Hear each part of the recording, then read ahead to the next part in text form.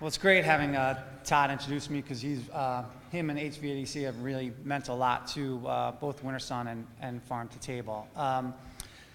Distributing local food across the region, when I look at that, I basically want to get down to how we do it. And when I talk about we, I'm talking about the food hub that Todd just talked about a little bit. And what is that food hub? And probably someone from the food hub calling me right now. The food hub is Farm to Table itself, the infrastructure. We have 30,000 square foot in Kingston, New York, where we have equipment, we have workers, a place where aggregation can take place.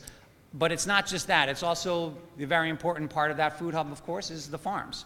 The other real important parts is the companies that deal out of the food hub, Wintersun Farms, Hudson Valley Harvest, which Todd talked about, Rick's Picks, which I'll talk about a little bit too. But all of this is what the food hub is. The other really important part of our food hub too is New York State.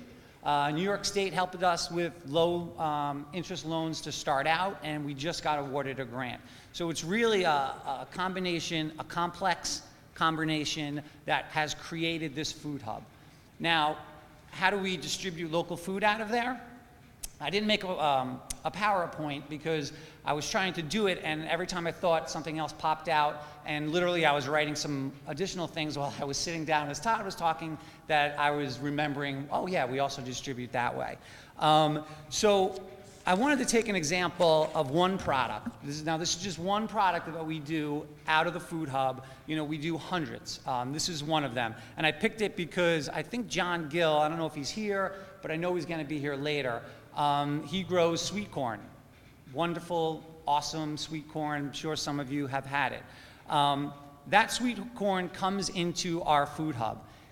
And what that means is when it hits our dock, John's driving it over, it's going into different products, into different companies.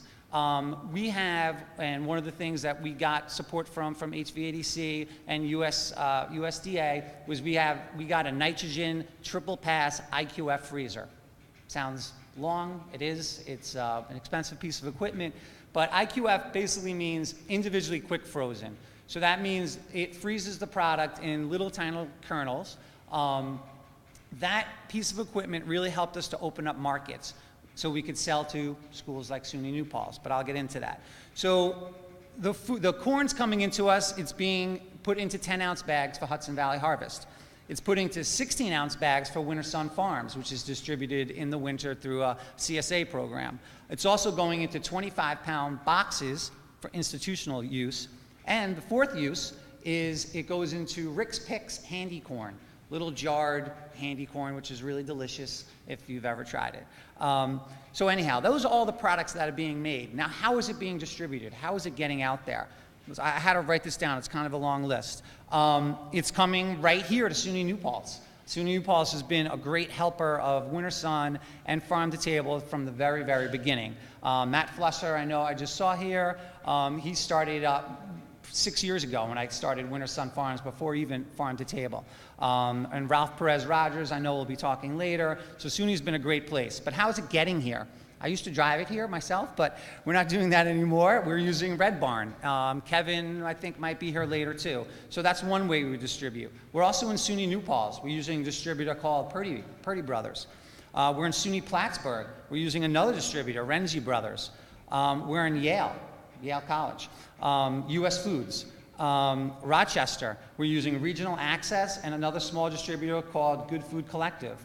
We're at Marist College, where Matt is now, and we're using Gillette Creamery. Also Gillette Creamery is going to Bard. John's Corn's getting a really good education, if you didn't notice that.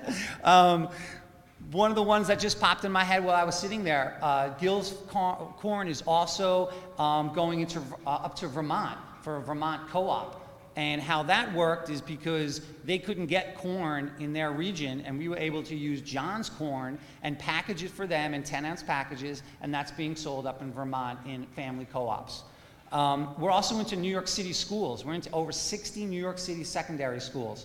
We go through those schools by working with catering companies down there. There's Red Rabbit, Butterbean, Cater to You.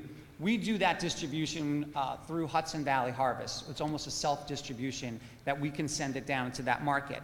Hudson Valley Harvest on its own distributes that to 200 different stores through the whole region. Winter Sun Farms, which I talked about, tomorrow Bryn is sitting over there. She'll be distributing 16-ounce bags of John's corn at a farm market in Kingston tomorrow, and we'll be doing that in New Paltz next weekend. Also, finally is Rick's Picks. John's corn is going into Rick's Picks, and that's being on shelves in stores throughout the country, all different Whole Foods. Now that is a lot of distribution for local food. And the important thing to remember is John, I wish he was here, he'll be here later, but he probably had no idea that his corn was going to all those different locations. And that is what the Food Hub is able to do. And I've actually left out other parts, Ginsberg's, Quant's, Angelo's. Another real important part is that if John wanted to, he could sell that at his farm. We have great examples of that. Ken Migliorelli, he does a whole line of tomato juices. He does a great Bloody Mary mix that he just did, really cool. We were doing pear sauces for him yesterday. So that's another market of distribution. It's going into farm markets and farm stands. Now, the thing to remember is that all this distribution and aggregation did not happen all overnight. It really takes a lot, and we've had a lot of help. HVADC, everyone I've mentioned in the state. It's really important to remember that infrastructure, it was raining in the kitchen before we signed the lease for it. This was a kitchen that was out of use for 15 years and when IBM left. We were able to pull that infrastructure back into place. We were able to, our facility is fully HACCP, a lot of acronyms now which are important, USDA, we're third-party audited. Those things are what enable us to deal with Sodexo here at SUNY. They can buy from us. They're willing to buy from us, but how is Ralph gonna go to 60 different farms and figure out all this stuff? No, we were able to do that for them. And that's how we're able to get this distribution out. So the Food Hub, to me, is really, really key to doing that. And the good thing is, all the stuff is now in place. We just got 3 new SUNY schools on board just in the last 3 weeks. So it is happening. It's growing. We have the great support, like I mentioned earlier. But to me, it's really just starting out. We're going to be able to do with this infrastructure and all these things in place to do a lot more local food to a lot more different locations. And I'm really happy to be here and excited about the direction we're going in. Thank you.